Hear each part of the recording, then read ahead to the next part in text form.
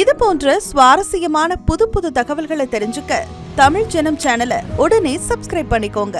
ரஷ்யாவிடமிருந்து எவ்வித முன் நிபந்தனைகளும் இன்றி கச்சா எண்ணெய் மற்றும் நவீன ஆயுதங்களை இந்தியா மலிவான விலையில் வாங்குவது அமெரிக்க அதிபர் டொனால்ட் ட்ரம்புக்கு எரிச்சலூட்டியது. இதுதான் இந்தியாவின் மீதான வரி விதிப்புக்கு காரணமாகவும் பார்க்கப்படுகிறது. 1990 மற்றும் 2000ஆம் ஆண்டுகளில் 2 போர் ஆபத்துகளை எதிர்கொண்டிருந்தது இந்தியா. கார்கில் போருக்கு பின்னர் பாகிஸ்தான் அச்சுறுத்தல் ஒரு பக்கம் இருந்தபோது திபெத் எல்லையில் சீனா கட்டுமானத்தை தொடங்கியது. அந்த சூழ்நிலையில் இறையாண்மையை காக்க நவீன ஆயுதங்களின் தேவையை உணர்ந்தது இந்தியா. சீனாவின் உதவியுடன் பாகிஸ்தான் தயாரித்த பாலிஸ்டிக் ஏவுகணைகள் இந்தியாவுக்கு நேரடி அச்சுறுத்தலாக இருந்தன. இந்தியாவின் வான் பாதுகாப்பை உறுதி செய்ய நினைத்த மத்திய அரசு இஸ்ரேல் உருவாக்கிய ஆரோ-2 என்ற அதிநவீன வான் பாதுகாப்பை வாங்க முனைப்பு காட்டியது. 300 கிலோமீட்டர் வரையிலான குறுகிய மற்றும் நடுத்தர தூர பாலிஸ்டிக் ஏவுகணைகளை சுட்டு வீழ்த்தும் திறன் கொண்ட ஆரோ-2 அந்த சமயத்தில் மிகச்சிறந்த வான் பாதுகாப்பு அமைப்பு என்ற பெயரை பெற்றிருந்தது. இது தொடர்பாக இஸ்ரேலுடன் பேச்சுவார்த்தை நடத்திய இந்தியா அதனை வாங்க தயாராக இருந்தபோது சிவபூஜையில் கரடி புகுந்த கதையாக குறுக்கிட்டது அமெரிக்கா. ஆரோ-2 வான் பாதுகாப்பு அமைப்பை அமெரிக்கா உதவியுடன் இஸ்ரேல் உருவாக்கியிருந்தது. இந்த சூழலில் ஆரோ-2வை இந்தியாவுக்கு வழங்கும் வகையில் இஸ்ரேலுடன் பாதுகாப்பு ஒப்பந்தம் கையெழுத்தாக இருந்தது.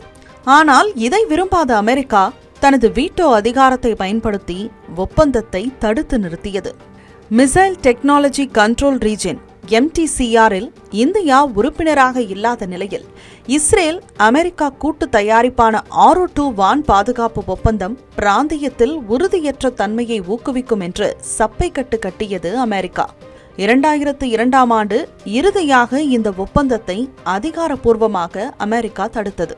இது இந்தியாவுக்கு பின்னடைவாக இருந்த போதிலும் இராணுவ தளவாட உற்பத்தியில் தன்னிறைவு என்ற இலக்கை நோக்கி இந்தியா தள்ள காரணமாய் அமைந்தது. வெகுண்டெழுந்த இந்தியா பாதுகாப்பு ஆராய்ச்சி மற்றும் மேம்பாட்டு அமைப்பின் வேகத்தை அதிகப்படுத்தியது. Indian ballistic missile defence programme BMD என்ற திட்டத்தை தொடங்கிய இந்தியா முதற்கட்டமாக பிருத்வி வான் பாதுகாப்பு மற்றும் வான் பாதுகாப்பு ஏவுகணை இடைமறிப்பான்களை உருவாக்கியது. முதல் பரிசோதனையிலேயே வெற்றிகரமாக செயல்பட்ட இந்திய வான் பாதுகாப்பு அமைப்பு அமெரிக்காவின் கண்களை விரிவடைய செய்தது.